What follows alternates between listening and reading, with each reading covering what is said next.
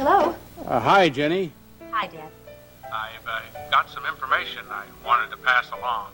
Fire away. Well, an American journalist has turned up at the Cambodian border. Elliot Carrington's his name. During his preliminary debriefing, Carrington mentioned some other Americans that he'd met during his captivity. This isn't going to be easy for you, Jenny. Tell me. One of his fellow prisoners was Barrett. Barrett's alive?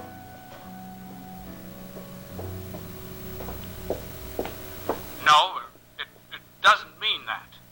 Just that Barrett survived the crash. Afterwards, who knows?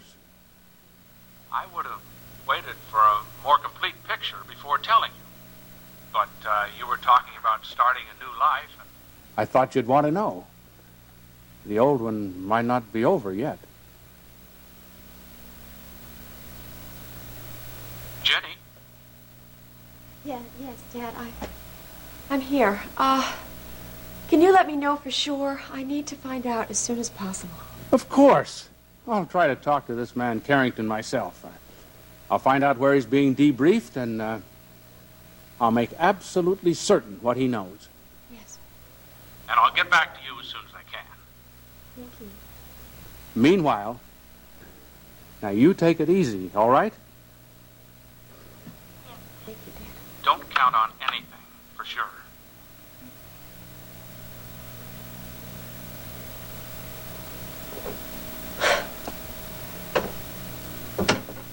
How can this happen, Kate? How is this possible now? I don't know. After so long. I didn't expect to feel like this. I can't even feel anything. You don't know what to feel yet, Jenny. No, I dreamed about this so many nights. You know what I'd do, Kate? I'd pretend that I'd already gotten that phone call. And I'd fall asleep saying to myself, he'll be home in the morning. He'll be home any day now. And then I realized that I was just pretending. That I died a little every day that he didn't come walking up past that stand of oaks. Don't, Jenny. Don't raise your hopes too high. Look at me. Not even any tears. I can see what you're feeling inside. And I won't have you going back believing that he's still alive when we don't know what's happened. Now, Jenny, you can't go back keeping him alive at the cost of your own living. Not now, when you're just beginning to breathe outside of his shadow. Kate, my father said. I heard a maybe, Jenny. Now, I won't believe my grandson's alive until I hear his own voice tell me so. And you mustn't either, Jenny. But I'd given up. After so long, I'd really given up. I could feel myself changing. It was like lying on the beach at Galveston, feeling the tide moving out. You know, it leaves you all alone on the sand. And I could feel that about myself. I was lost, but I was freer, lighter. I felt as if I could stand up and walk on my own like you and Max and Ryan. Yes. Ryan. What can I tell Ryan? Go see him, Jenny. Talk to him. Talk to him face to face. It's the only way. Now, I'll go into Houston with you. I have a few things I want to say to Dr. Kevin Cook.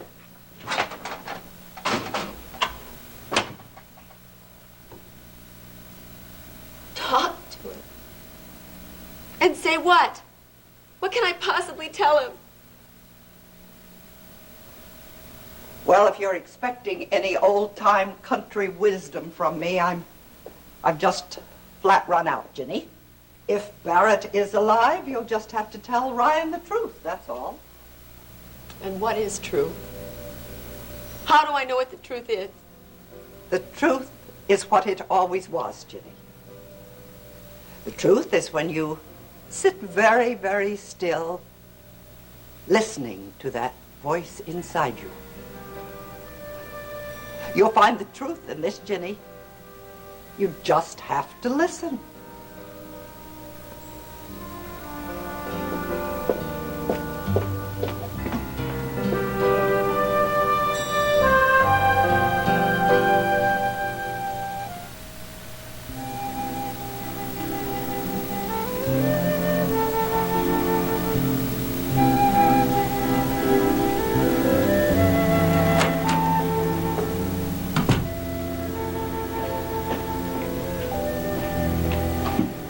For you. Uh-huh.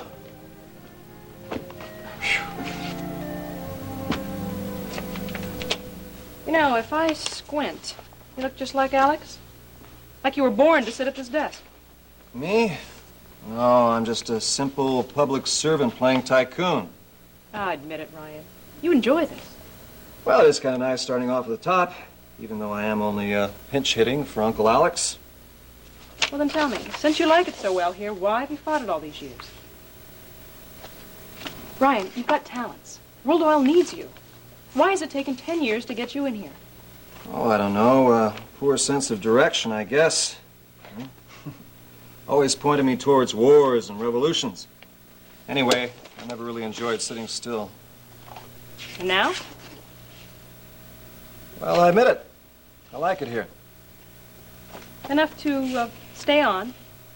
Well, could be. Could very well be. Must be a sign of advancing age, huh? Anyway, I'll let you know a little secret. I'm really looking forward to having some roots, you know? I want a family. I want a wife, and I want children. Well, I understand finding the right woman can do that to a man. Mm-hmm. Couldn't have proved it by me and Clipper, though. But, maybe now all the work I put in is about to pay off. Well, I have my hopes, too, you know. I know.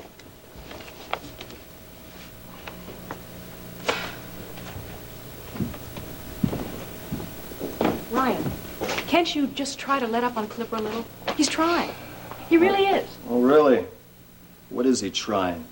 He's trying to turn over a new leaf. To learn limits. Well, I hope for your sake that's the truth. But? I didn't say but. No, you were thinking it.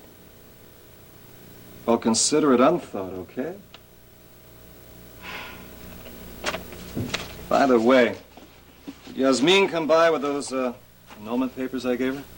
No. Well, didn't she mention anything to you about signing them? No. She brought him back to the apartment after you gave him to her dinner, but... Uh-huh. Do you want me to call her for you? No. I'll just let her do it at her own pace. Just so she gets it done soon. I want this whole thing straightened out and put behind me. Just want things clear for Ginny and me. We have a whole lot of plans to start making, you know? I know.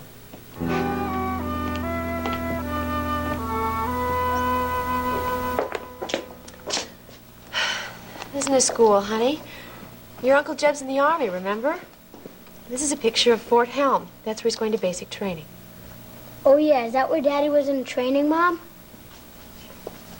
No, baby. Where did Daddy go to school? He went to the same public school that you're going to right now. No, I mean when he was bigger. Texas A&M. Then that's where I want to go. You better start getting a few A's on that report card, and then we'll talk about it. Mom, would I wear a uniform in Texas A&M like the one in the picture that Uncle Jeb sent us?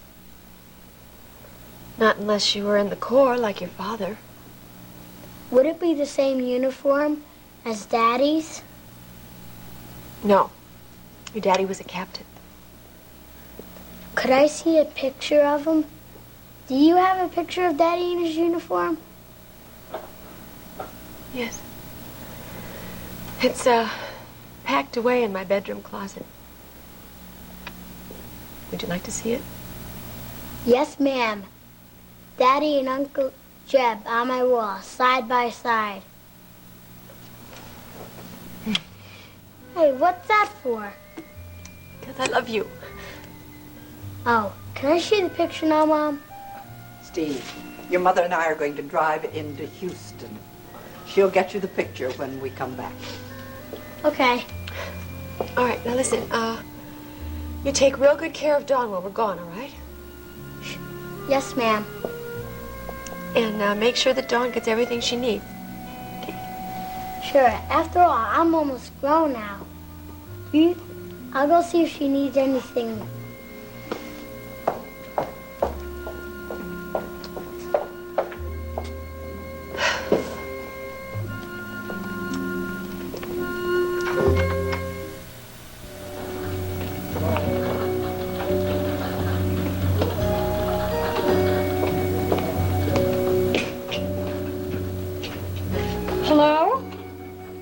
I help you with something? Yes, I was looking for Justin Marshall. I was supposed to meet him here, but I don't see him anywhere. No? Well, he must be finishing his sports feature for the evening news. Oh. Well, listen, would you like to sit here? This is his desk. You can sit here and wait for him. Okay, thanks. Sure. Oh, good. Yasmin, you're early. Well, Justin, if you're busy, I can come back. Don't think anything of it. Boss, here it is. It's in the can. 5 minutes of the Oilers psyching themselves up for the weekend game, plus some spectacular pre-game footage. You're going to love it. Oh, good. Another triumph of talent over knowledge and experience. Yasmin, do you know my boss, Samantha Walker? Samantha, this is Princess Yasmin from Kankir. Hi. Well, if you're finished with that, then I'll just go ahead and screen it. Not quite yet.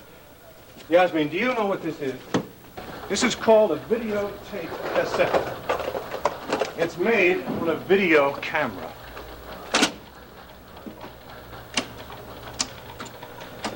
It's just a piece of film.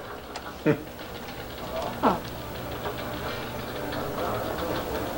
It's a green light all the way for the home team this year.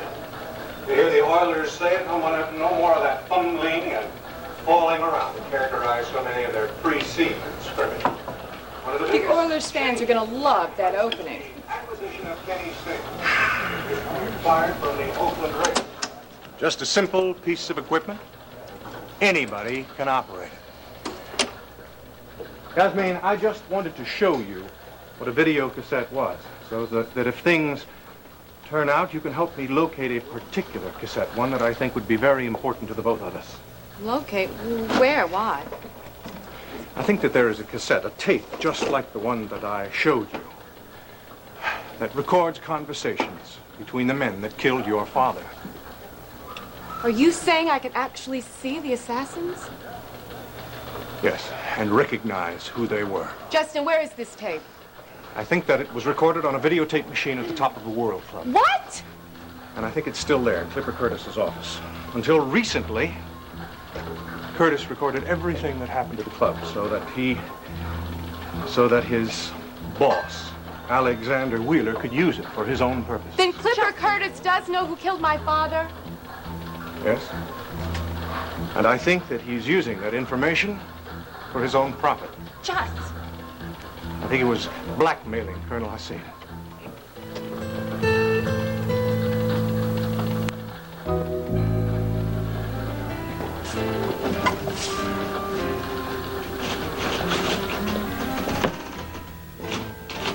Hey, baby, I thought you were an administrative assistant, not a common secretary. So it says on my job description. So, your boss is off sailing the Caribbean? Why not take it easy? Because I happen to love my work. Anyhow, industry marches on even when the boss is on vacation. It does, huh? And, are you the boss today? Nope. Ryan Connor is. And, we are managing to keep each other pretty busy. Yeah, I saw you with him and that Princess Yasmin in the club last night, but, I didn't want to tangle with him again, so I, stayed away. Yeah, I'm sorry about his paranoia about you. I tried to set Yasmin straight about that when we got home last night. Got home? Mm-hmm. You mean that chick is staying with you? No. You're kidding. No. She's staying at my apartment. That is going to make for some pretty crowded nights, I'd say. Look, only until Ryan gets the marriage annulled and Yasmin can get an apartment of her own. I still don't like it. You don't have a roommate, do you? It is not the overcrowding, baby. I just don't want to see you getting infected by crazy Connor's ideas about me. I can form my own opinions, thank you. And, what is your opinion? That you're completely innocent and don't know any dark secrets about the Sheik's death. You got it right, baby. So, any special reason for this visit?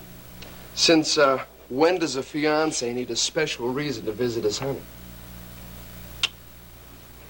But, yeah, I wanted to see if I could get you free for an early dinner. How about it? Sure. As soon as I finish this, I think I... Yes, sir. Oh?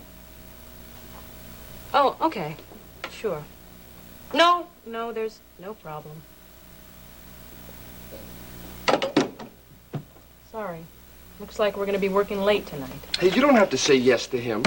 No, just to my work. I'm sorry. I'll call you later.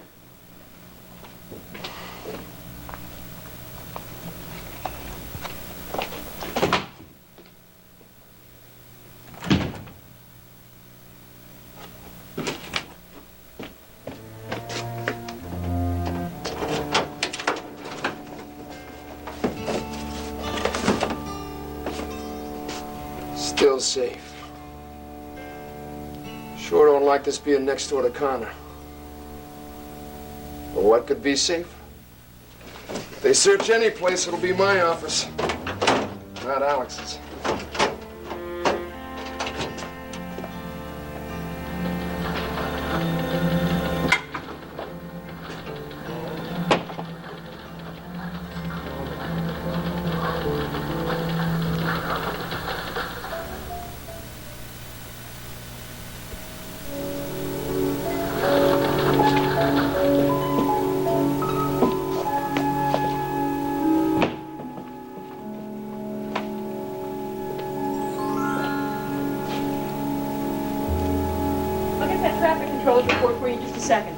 Ginny, hello. Hi, Jerry.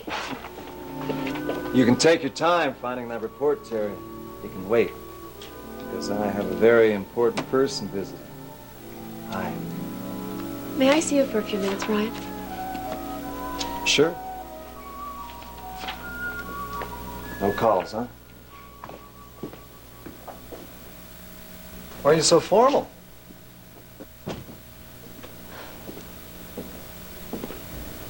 Come on, what's up, huh? Just, I have to talk to you. Oh, the annulment? I'm taking care of it. I've given Yasmin a copy of this petition, and as soon as she signs it, well, the court will dispose of it in a matter of days.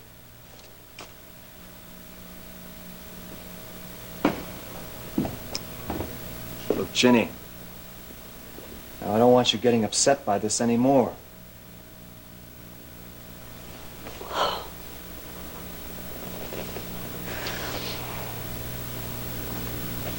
It's not what I have to talk to you about.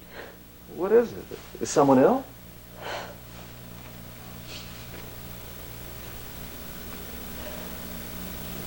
My father called me this morning.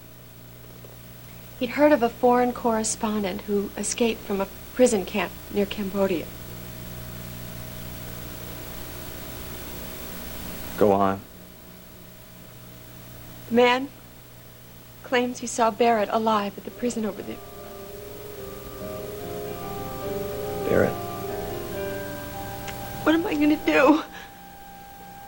What am I going to do?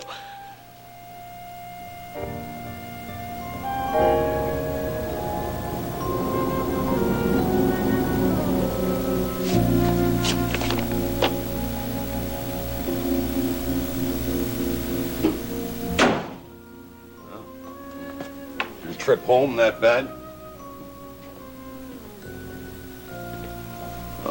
I'm sorry. Sorry. It's not your fault. My grandmother's from another century, that's all. Tell me all about it.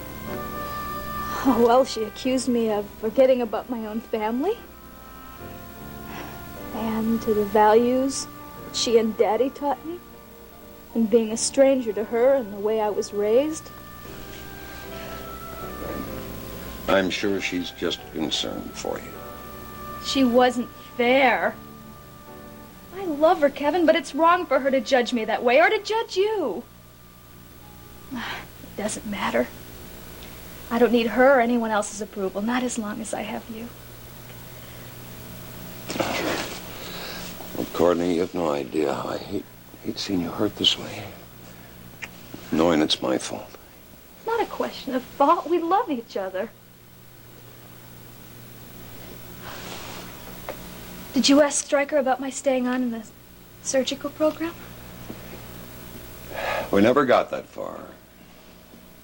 Rena beat me there.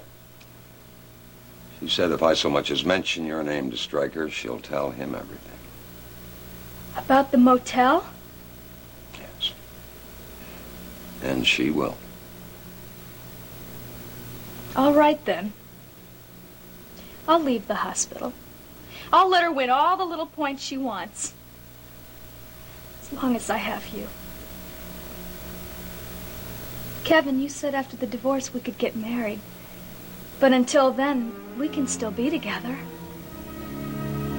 Can't we?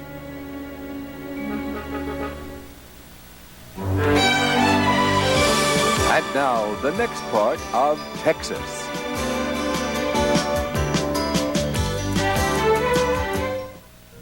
We will be together, won't we, Kevin? Courtney, you know how much I love you. I don't have to keep repeating that love. That's the most real thing in the world to me. And I do want us to be together, but come in. Come in. Excuse me.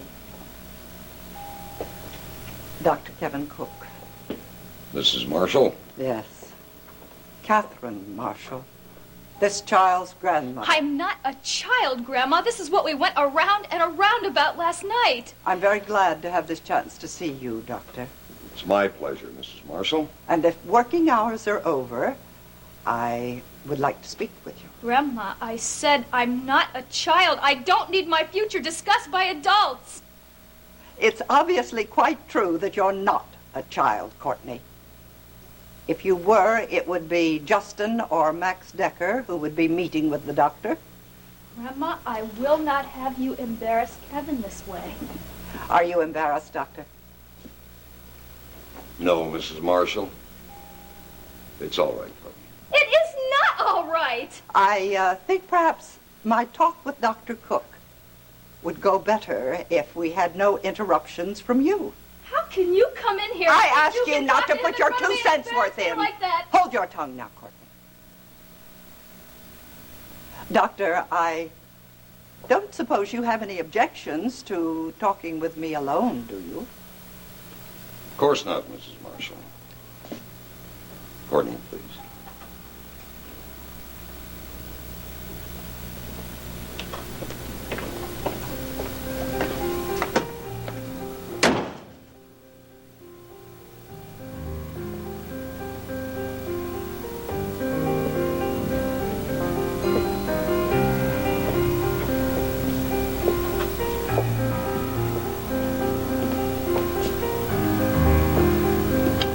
Now, Doctor.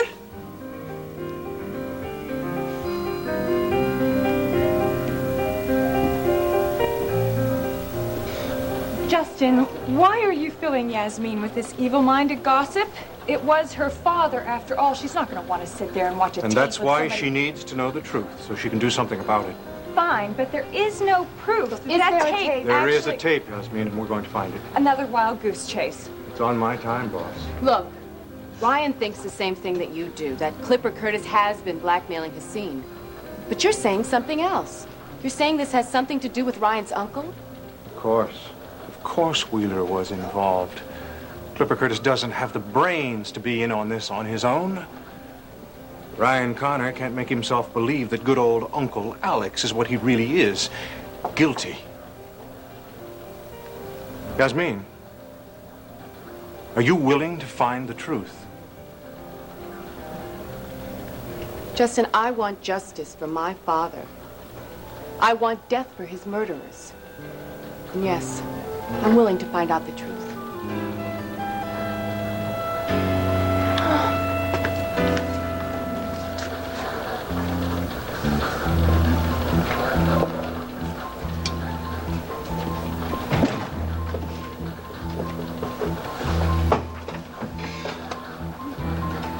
Here's how you can help uncover the truth.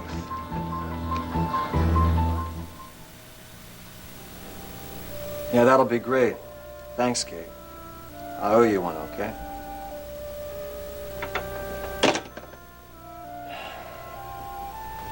Well, I think maybe I can get to the bottom of this quicker than your father can. How? Who was that? He's an old friend of mine in intelligence. He's in Washington now, but we worked out in the field together. I figure it'll be intelligence that'll debrief this journalist. So, as soon as my friends hear anything, they'll call me and I'll call you. It won't take long.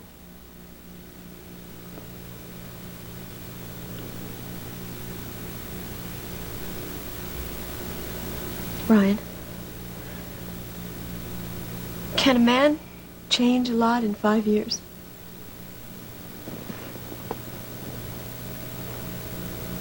He can. Look, Chinny, Kate gave you some good advice. Don't anticipate too much. Just wait and see, all right?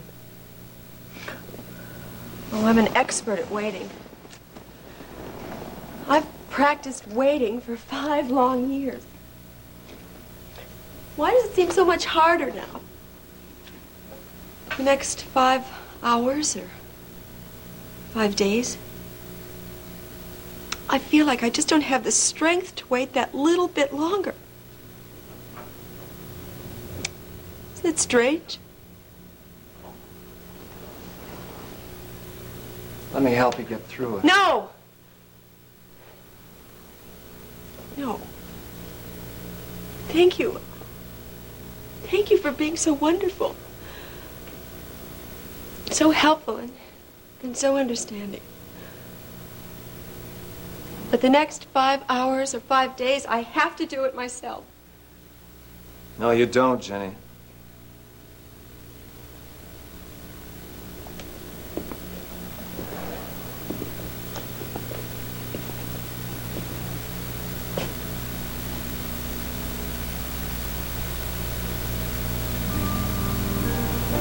I'm so scared, Ryan.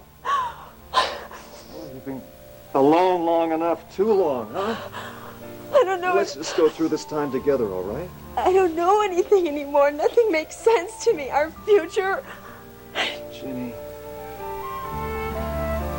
Ginny.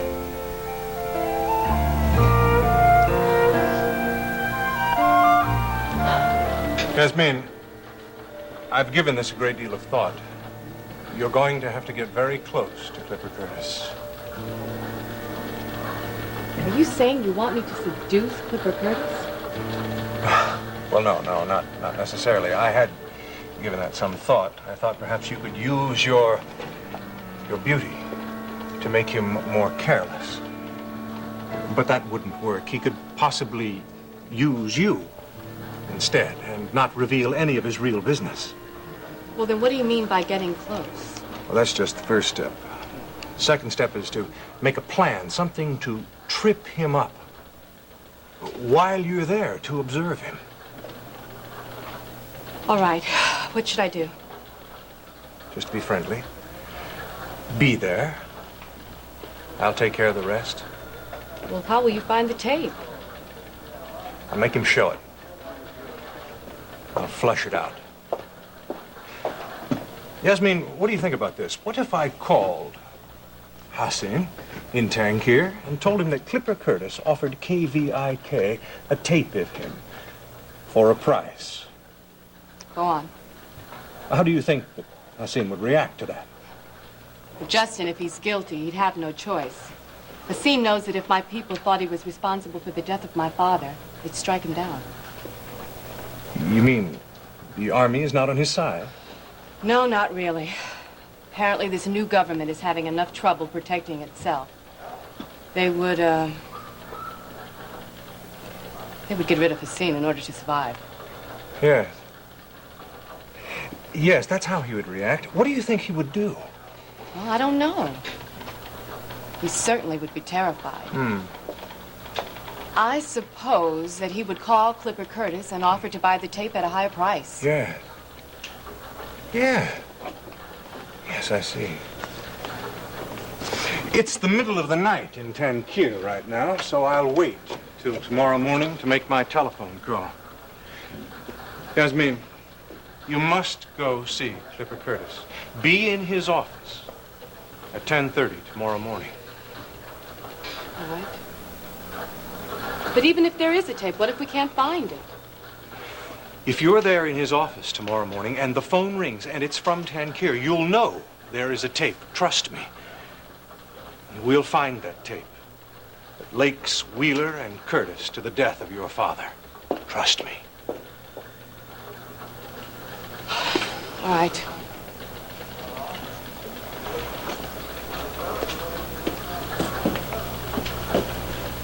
Justin, there's only one thing that bothers me. What's that? You keep talking about Alex Wheeler's involvement in all this. Does Ryan know you suspect his uncle of this? No. And he must not know what we think. If Ryan knew, he may warn his uncle. Look, I can't promise not to discuss this with my husband. You must, Yasmin. It is absolutely necessary. Don't you want to get these assassins? Isn't that what you said you wanted? Yes, that's what I want. Then you agree not to tell Ryan Connor.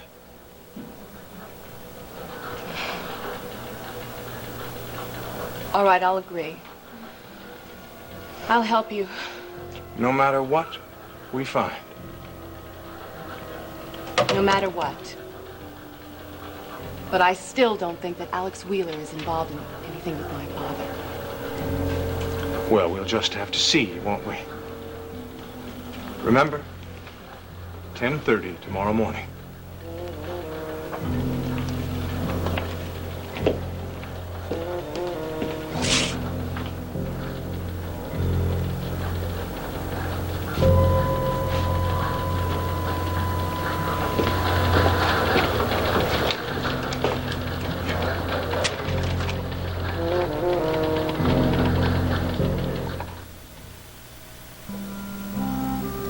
I'm glad you came by, Mrs. Marshall. I want you to understand my intentions. I'm not interested in your intentions, Doctor. I came to talk about your actions. Now, Courtney has told me the situation. I understand that she believes herself to be in love with you. I can understand how you feel, Mrs. Marshall. I can see why you would object to Courtney's situation. Indeed. I'm not blind to the realities. My age, the notoriety, Courtney losing her traineeship, that is There one thing are I a did few not want. other questions that have crossed my mind, Doctor. This consideration. You are a married man. And then there's another one, that you are married to a young woman who has always been very close to our family. Almost another daughter to Michael and a granddaughter to me. Well, and there's a third point, if you'd care to consider it. The shamelessness of a teacher who debauches his students.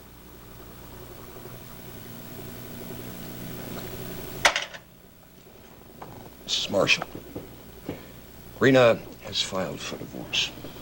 Yes, I've heard her I mention haven't that. the slightest intention of contesting that.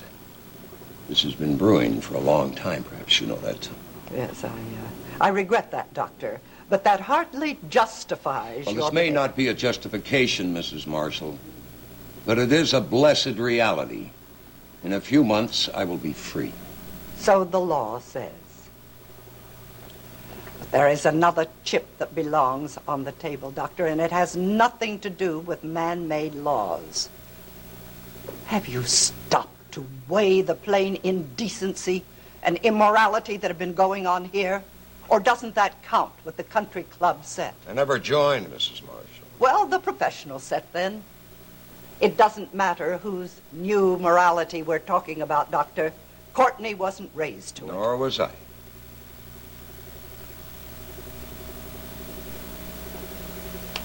I didn't come here to berate you, Doctor. But I meant everything I said. Yes, I know that, Mrs. Marshall. The real reason for my visit was to ask you to help me.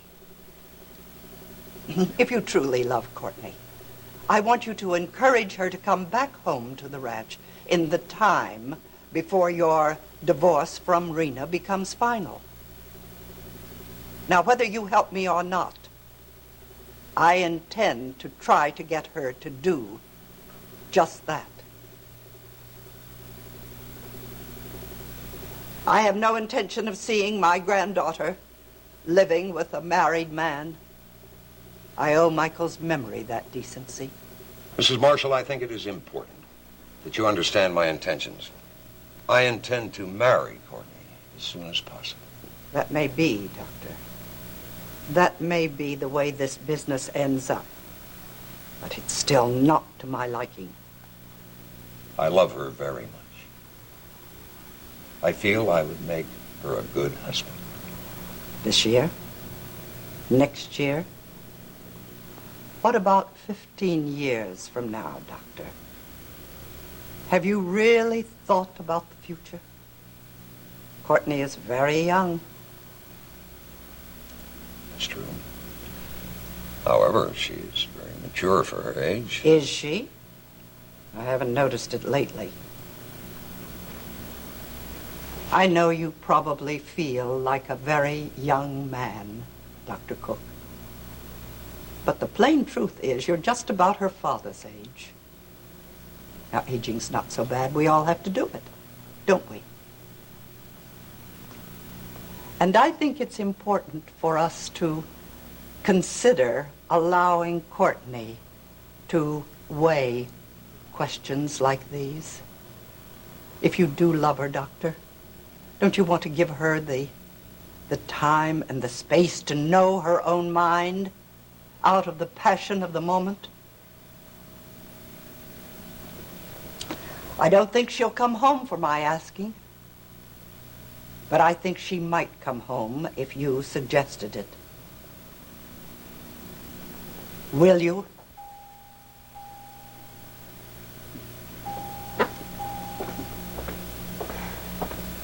Dr. Kenner, 9-6. Dr. Kenner, 9-6.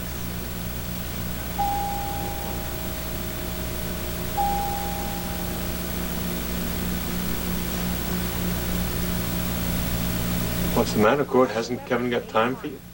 Bart, I'm not in the mood. Well, how come you're just sitting out here? None of your business, all right? No, it's not all right. You're pale and you're trembling, and I was asked to leave the room. What? Grandma Kate wanted to have a discussion with Kevin. Satisfied? I'm sorry, Court. I know that must be unpleasant for you. I can manage, thanks. Oh, sure. I see how you're managing. Look, Grandma Kate isn't going to change anything. Kevin and I love each other, and we're going to be together no matter what.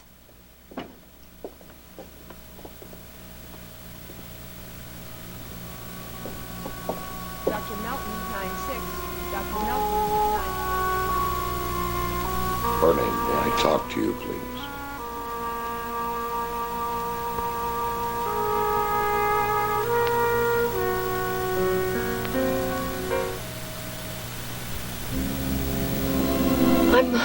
I'm sorry you've been putting up with all these tears. I'm usually not such a crybaby. Hey, come on. Don't be silly, huh?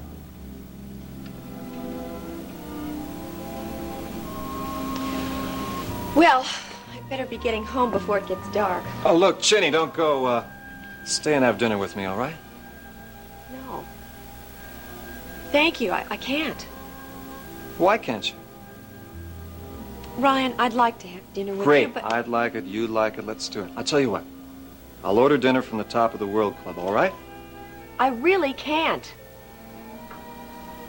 Why can't you? Because things have changed.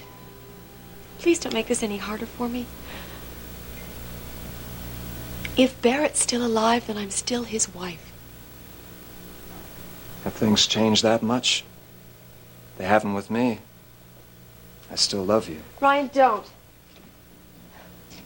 And you still love me, even if Barrett is alive. Come on, am I wrong? Please, don't ask me to think about that now. I can't think about it. Not yet. Jenny.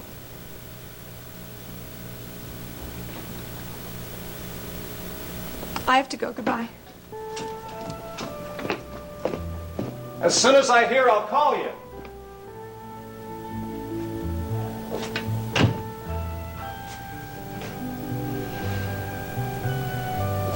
It took so long to make you bury his ghost. Now he's back again. Or maybe he's not a ghost anymore. Maybe he's a living man I'm gonna have to fight to win you. And how can I fight a man who's been through so much?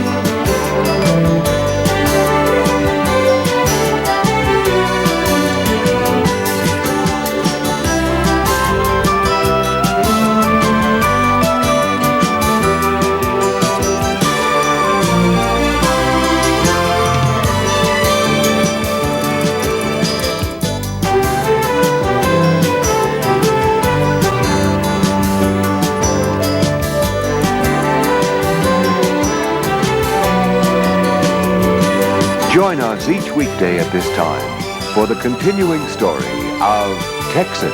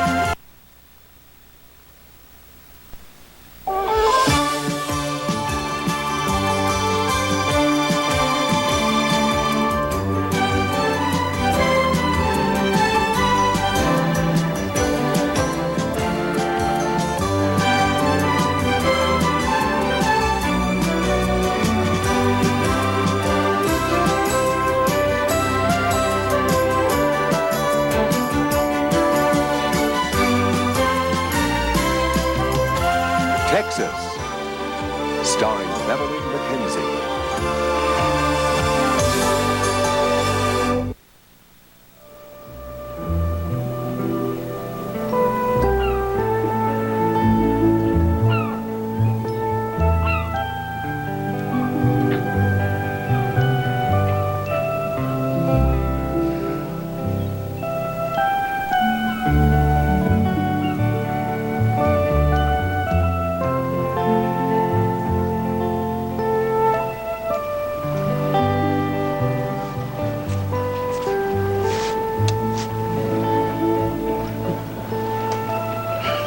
Why is it some places draw you back again and again? Here, the water, the calm. I've come here so many times over the years, and I know why. Even though it's 25 years and 1,000 miles away, it calls my mind to our little French port. Darling, there have been so many places I have called home. Too many. Wherever I unpacked my bags, I was that much more adrift. But if home is where the heart is, as they say, the only time I ever felt at home was in your arms in Saint-Tropez. Whenever something happened that I couldn't face, and there were so many of those times, Alex, when they came, I was off to the one place I remembered being happy. Oh. I stayed in the same hotel room. Did you know that? Went to the same restaurants we did. So many people in love there. And I loved them for it. And hated them, because I could never again be one of them. You are now. Yes, I am. We are.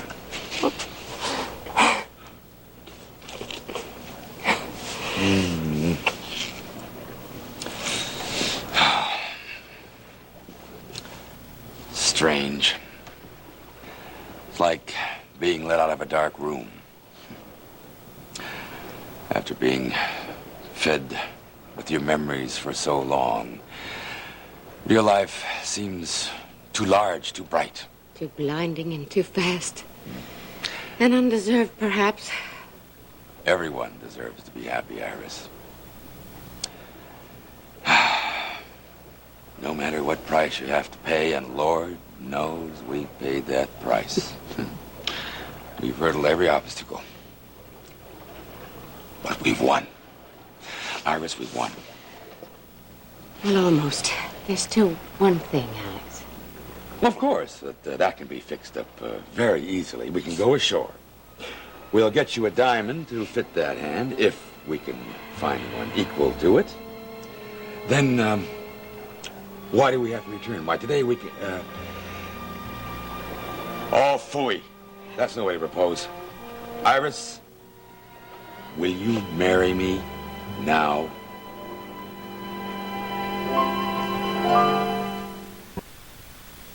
Well, Mrs. Spellman, I don't know what to say. Thank you. It's just that well, you've already gone to enough trouble for me. I don't want you to... You mean it? Today?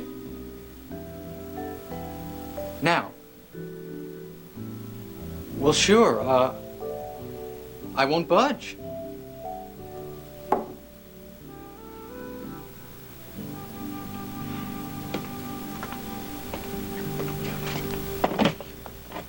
I'll stay right here near the phone until he calls. And, thanks. I guess that's all I can say. Bye. Paige. Guess what? What? What has Vicki Bellman got up her sleeve now? She managed to get a message through to my father. Dennis. Oh, Dennis. Oh, I'm so happy for you. Oh, I can't tell you. I just can't tell you. Can you imagine what he must have been through? Prisoner in Cambodia for over a year. I mean, it must have felt like a lifetime. Yeah. And the rest of us, we just gave up on him. Well, you're never really close, though. I mean, that's what you said, right? He was my father. Of course there was something there. Oh, yeah. When he and Mom were divorced, we didn't see him. But, well, he was in England. He was everywhere. That was his job. But he kept in touch. At first. You know, cards, funny little things on your birthday, things like that. Yeah, things slacked off after a while, but... well, I let it slide.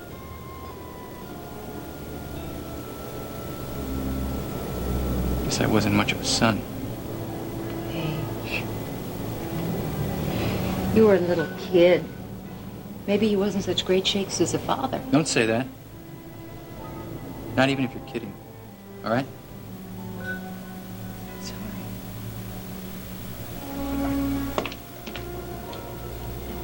You don't know how much he helped me.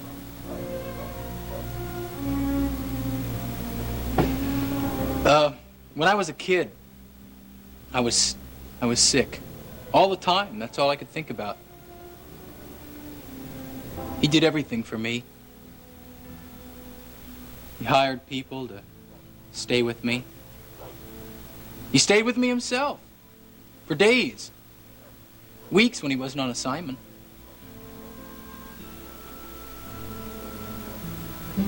And now that he's back,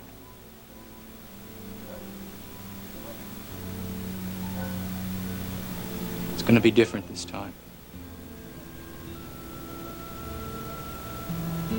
This time it's going to be different.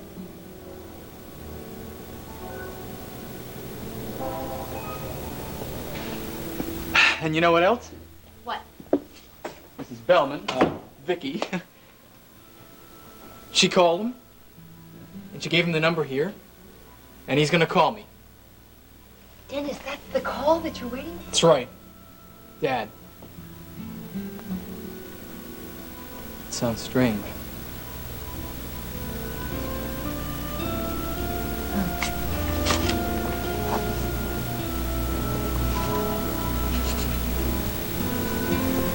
What if he doesn't want to call me? Oh, Dennis. Of course he will. But if he doesn't, you always have Alex Wheeler in the wings. No way. Alex Wheeler is Mom's friend. He's got nothing to do with me. Now, don't go burning any bridges. Where's your dad now? I don't know, somewhere in Washington. They flew him back here to be, what was it she said? Debriefed. Oh, goodness. Bet he'll get chilly at night. Yeah. Hey, get out of here. You know something? What? That's what I like about you. Your sense of humor. Just that one thing?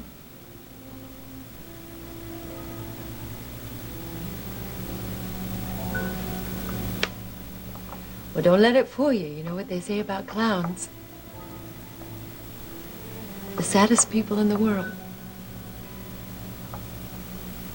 I just wish my dad could come back. And everything that we lost with him. You know, really, some of that Carrington luck should rub off on us Marshalls. I mean, here you are, your dad's risen from the grave, and meanwhile, your mom already has a rich understudy for the part. Oh, Paige, quit feeling sorry for yourself. Life is hard. What can you say? I'll make you a deal.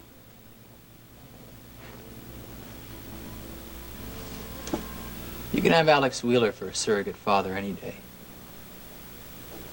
I'll stick with my own. Oh, you're good, Dennis. Paige Wheeler. Nice ring.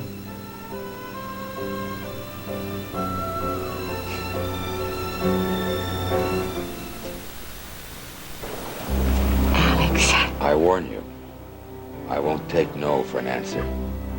Oh, darling, of course I'll marry you.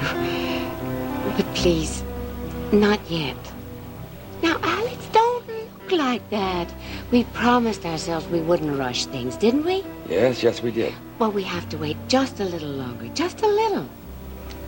But I thought everything was settled.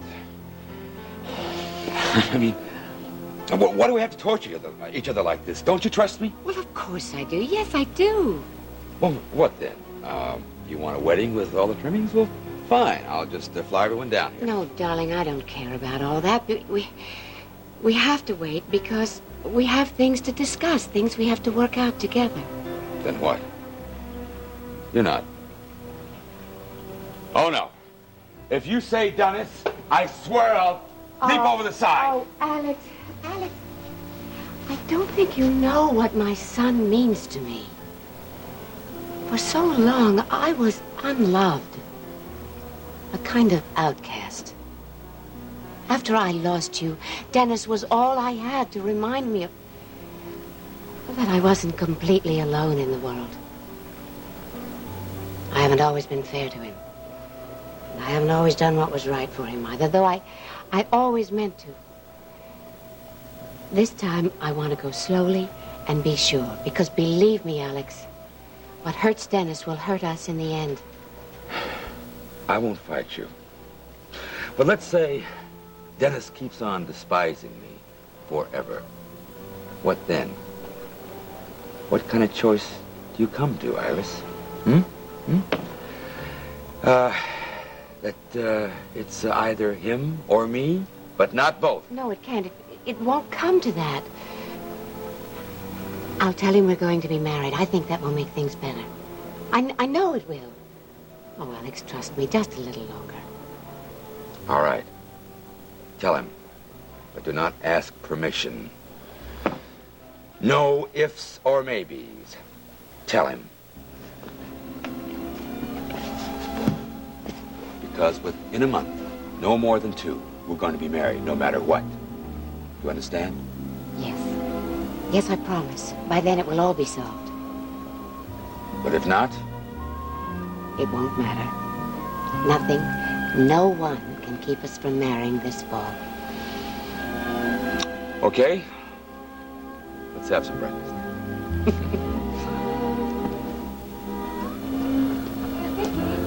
Yes.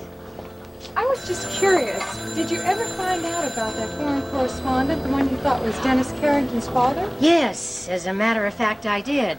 I checked with Dennis and a few of my more discreet friends in high places, and as it turns out, it is that Elliot Carrington. Quite a shock for Dennis. And Iris, wouldn't you say? Dennis is delighted. As far as Iris goes, I couldn't say. Is Dennis planning any kind of a reunion? That would make a good story. Yeah, I think so, too. In fact, I've encouraged Dennis to invite him here to Houston. But there's more than one story in that man, Sam. His Cambodian experiences. Well, I think it could make a terrific series. I think we cover that pretty well already. And the more I've thought about it, it could even lead to a permanent job. And Vicky, he may not want to live in Houston. Well, it would have to be a very good offer, but he would be a feather in our cap, Sam. I mean, KVIK could use him. He has a long career in international news. And it's about time that we got in on the world news scene. Houston's grown up now, and things happen here every day that have been started in the far corners of the world by border wars and cartels. And by Iris Carrington's ex-husband. Excuse me.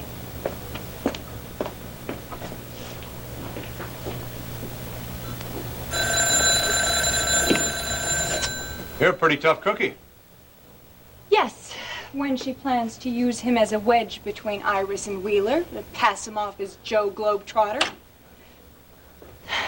I just can't believe it. After everything that's happened, she still can't give up Alex Wheeler. Well, I guess that just means that Victoria Bellman and I have something in common.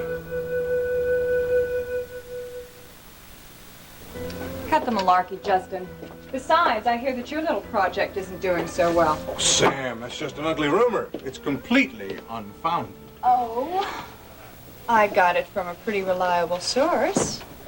I had a visitor the other night after you left. Your old flame. Who might that be? She got a call from Iris Carrington. Seems that Iris is having a wonderful time on Alex Wheeler's yacht. In fact, she decided to stay an extra week. So Rena says. Let Wheeler play. I'm working on a little welcome home surprise. Oh, tell me, Champ. What's that going to be? No. Let me guess. You are going to have Yasmin dress up in silks and try to seduce Clipper Curtis, who is going to be so enthralled that he is going to hand over this incriminating tape you are convinced he has. No. I just told her to get close to him so that she could observe his reaction. When? When I make Colonel Hassin nervous. Watch. Cheryl, I want to make a person-to-person telephone call to a Colonel Hassin. He is Minister of Security, right. Yeah, that's what he is now. Cheryl, this is going to be a long-distance telephone call to Tangier. You're calling Tangier? Oh, the daughter's just going to flip. Yes, Miss Walker has approved of the call. I will bring the form down in a little while.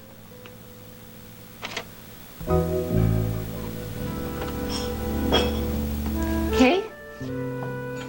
Am I welcome? Rena, you stop that. You know the Bellmans are always welcome here. Well, I guess I'm a bellman again. Oh, I didn't honey, mean that. I'm sorry, I didn't.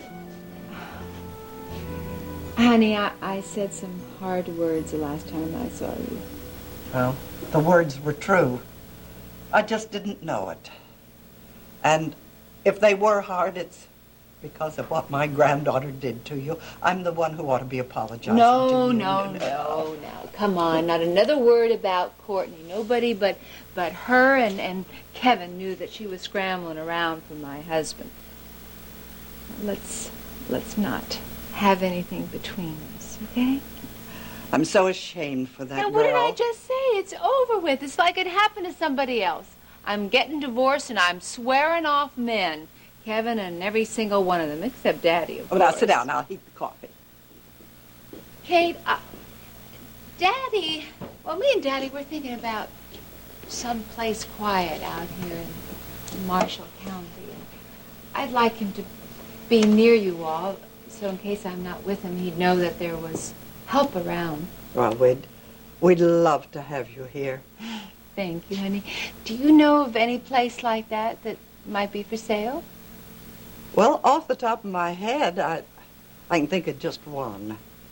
You know, Ginny and I were just talking the other day about selling off some acreage this spring so that we could get our hands on some cash for winter feed and whatnot. You know, there's a little cabin way back on the end of the land that the hunters used to use. Now, it's on a nice stretch, but it's very small. Oh, we wouldn't need much room. There's just the two of us now. What about your mother? She's not good. Kate, what'd you hear? Morning, Rena. Max, will you take Rena back to the cabin? She wants to look at it with an eye to buying. And never mind. Just point me in the right direction and I'll drive out. Well, what do you think we got? Throughways crisscrossing all over the place? There's a bridle path, and that's it. Yeah, I'll take it, Kate. But first, any news on Barrett? Barrett? What news? Well, there was this correspondent that worked his way back. He saw Barrett in a prison over there. And whether he's alive or dead, we still don't know. How's Jenny holding up? Tell her for me that, no, never mind. I'll tell her myself. No, come on if you're coming. Thanks, Kate. I think my bus is leaving. Bye.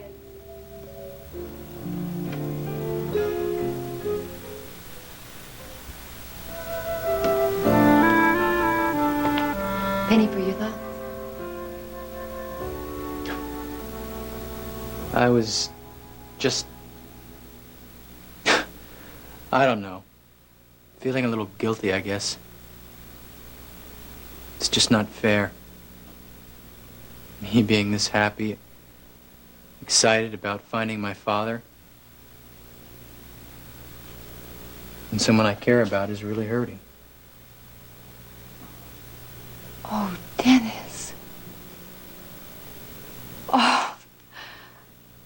Who could begrudge you your happiness? It cheers me up just to look at you. Please, don't let that little bit of guilt sneak in. What's the old equation of life is long, happiness is short? Just think of that, nothing else. Certainly not me. Heavens, I've had my turn at happiness, even if it does seem like a very long time ago. Well, actually, I was thinking about Dawn.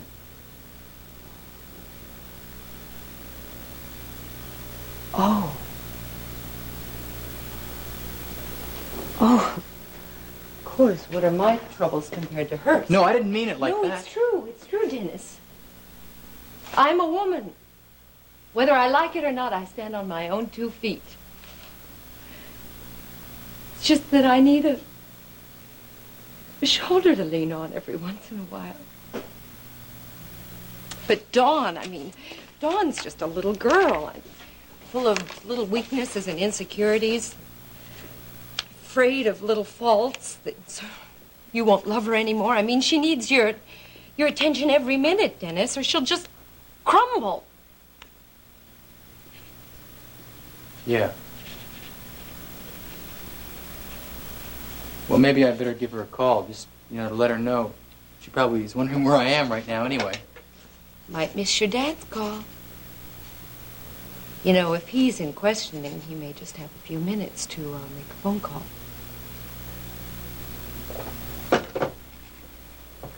You're right.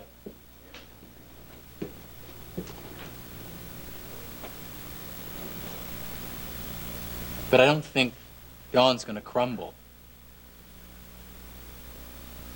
This is a bad time in her life right now. But she's strong.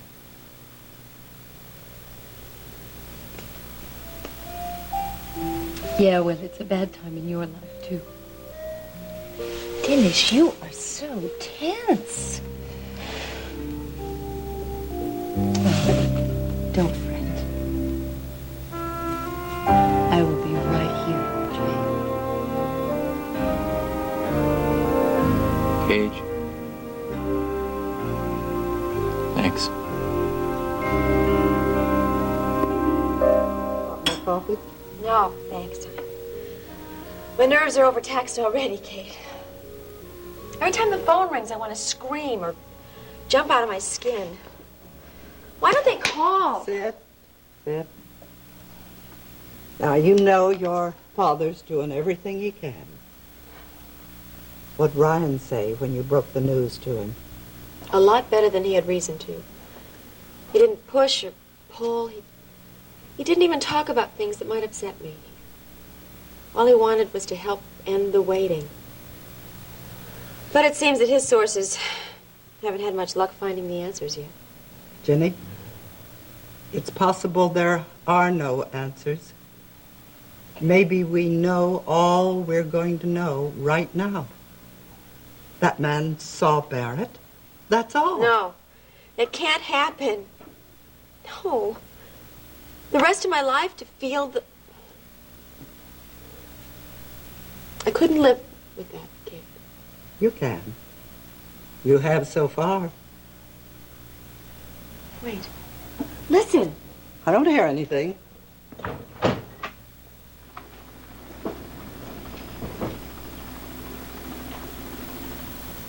Oh, Lord, I don't know what Jenny's hoping for. I don't expect she knows either. But you'll see her through this, won't you? All I want for myself is to be at peace with my grandson. Dead or alive, to be at peace with him. It's Ryan! He wouldn't come unless he had news. You talk to him, Jenny. I need a minute. And remember now, whatever it is, you can live with it all right. You and Ryan.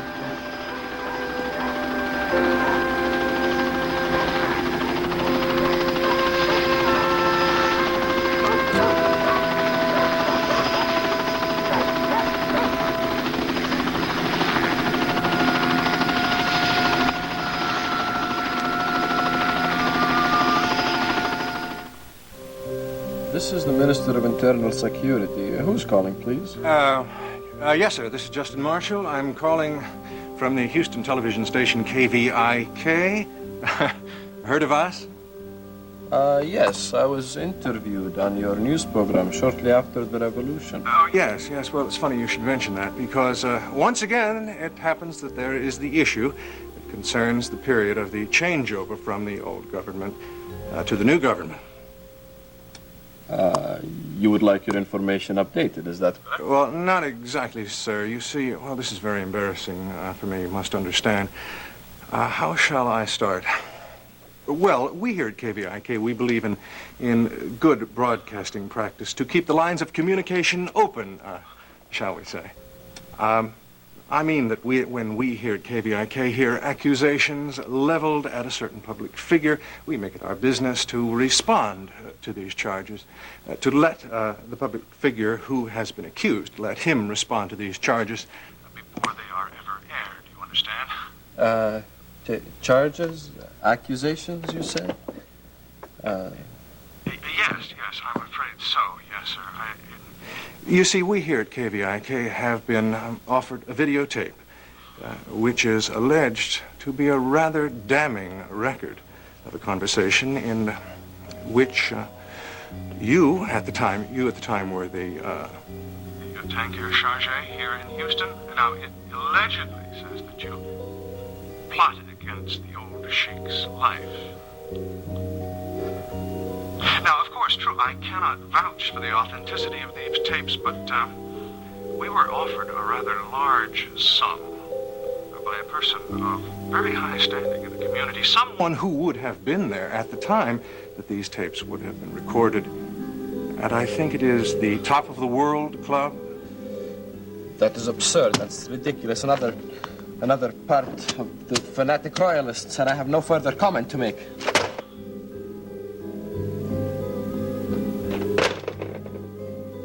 Got him. Did your husband send you here? Ryan? No, and he wouldn't like it if he knew.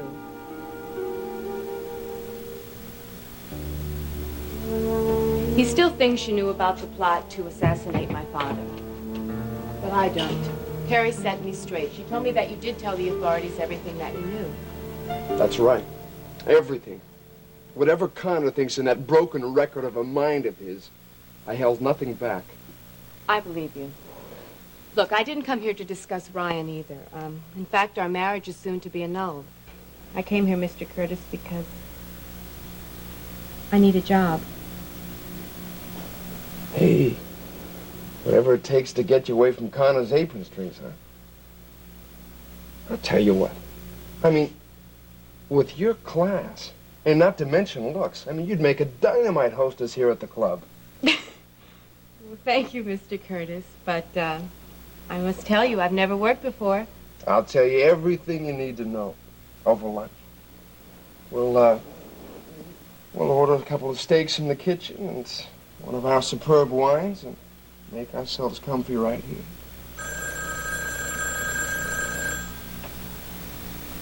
Wish you could send a phone to obedience school.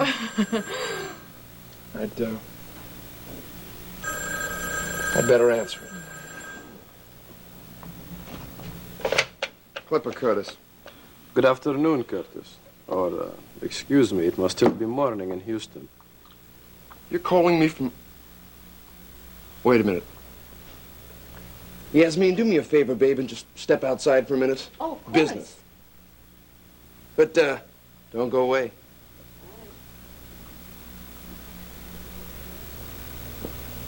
I hope this is good, Haseen. This isn't exactly the best time of day for me to talk turkey with you.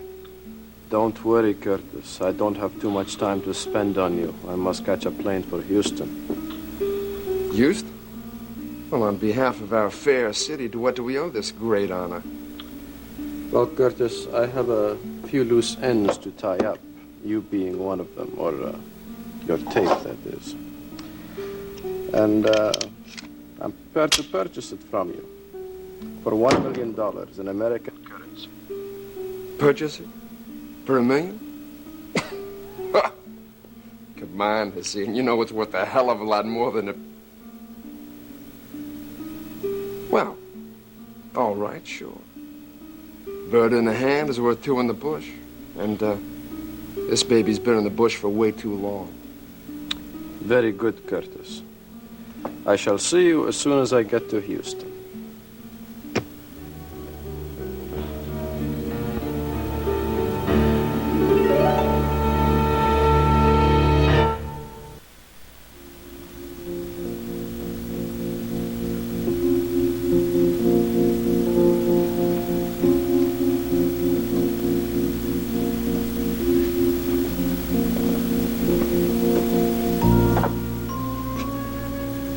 Jenny.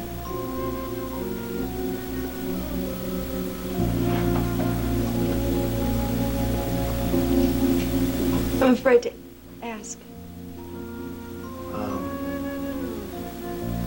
They read it to me, Carrington's statement. You knew a lot more than your father told you. You know, it's funny. I've been thinking about so many things. Remembering, I saved all his clothes. Of course, that was 5 years ago. I really have to bring those up and wash them.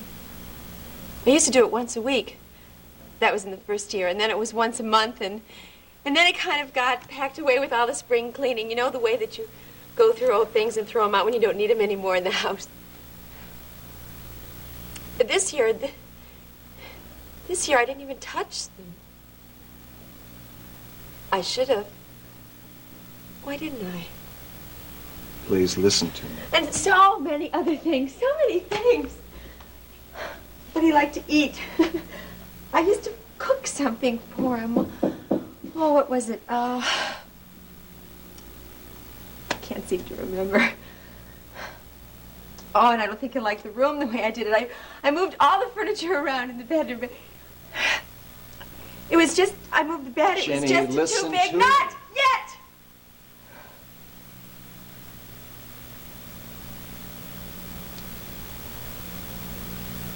I used to be so proud because Barrett would come home. Any night that he walked in the door, dinner would always be ready. It was always the same. It's like I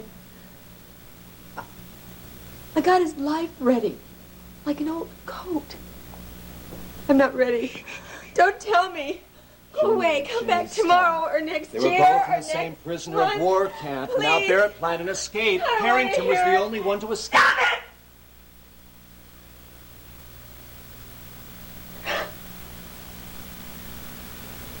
Do you want me to lie? What do you want to hear? I don't know.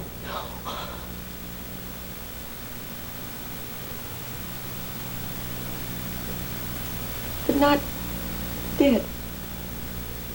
Tell me not dead. I'm sorry.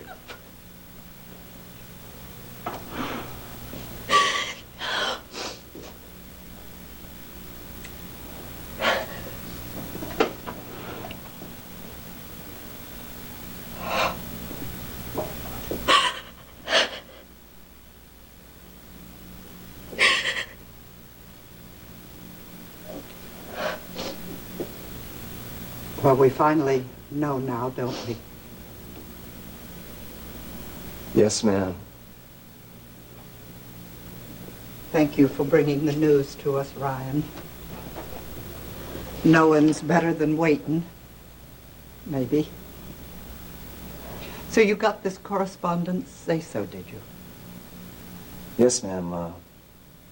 You knew the whole story. Barrett was alive. He came out of that crash alive.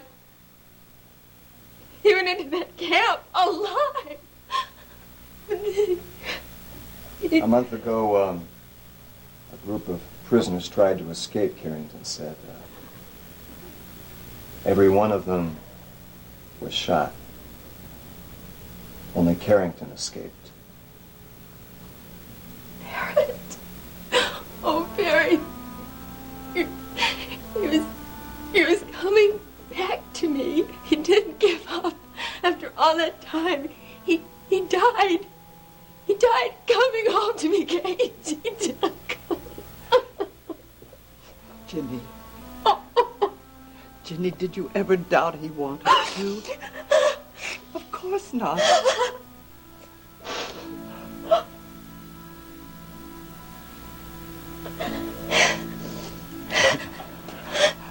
I only wish we had him home here with us so that he could be with Mr. Marshall and Michael.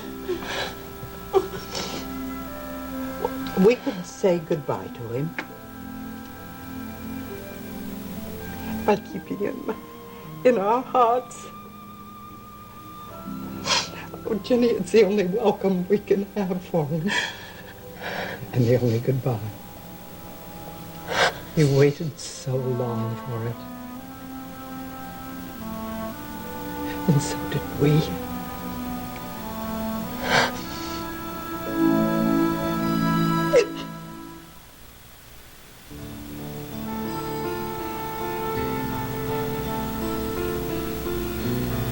He's not gonna call. I know it. Dennis, it's not even lunchtime. Doesn't matter. I can feel it. Oh, you're just feeling jitters. I'm telling you, he's not going to call. Honey, don't assume the worst. Now, I know there are some folks that would tell you that was the best way to do it, but not me. I believe in human nature. Oh, how's that for being old-fashioned? So do I, but... Well, how does human nature hold up against a year in a prison camp?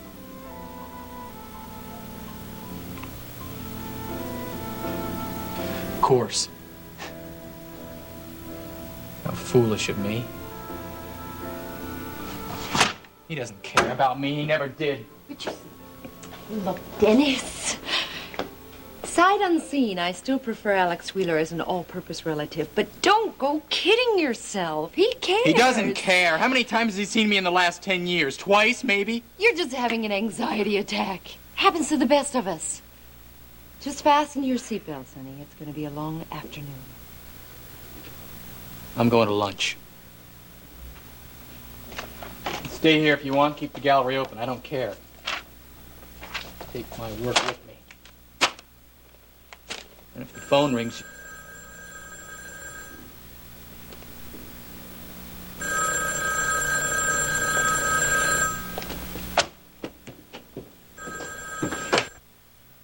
Hello?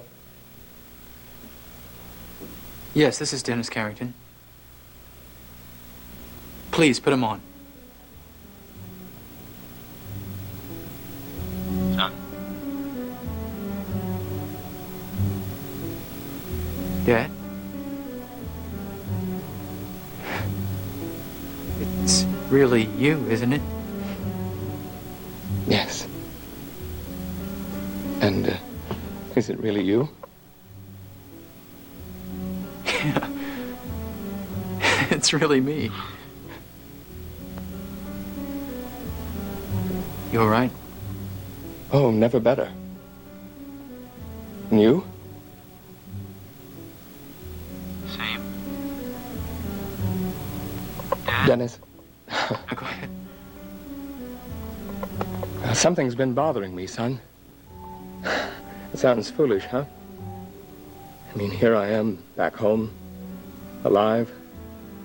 More than I thought I could count on at one time, and... Well, Something's still nagging at me. When I was in the prison, I'd sit and think, there's a little piece of me knocking around loose in the universe somewhere, named Dennis Carrington. And maybe I won't get to see him again. And that would be a shame. Because I don't remember the last time I told him how much I love him. Could you help me out, son? Do you remember?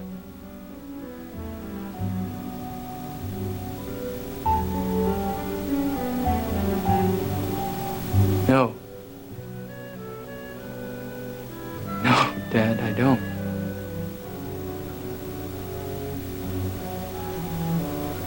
But then I don't remember the last time I told you that either. Well, we're due then. Let's make an occasion of it, shall we? Right there in Houston. I thought I'd come visit you there. Okay?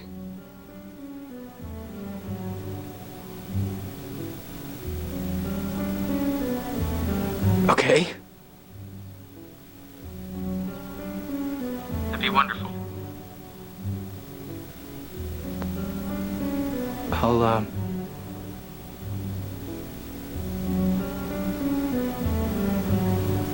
I'll be waiting for you at the airport then.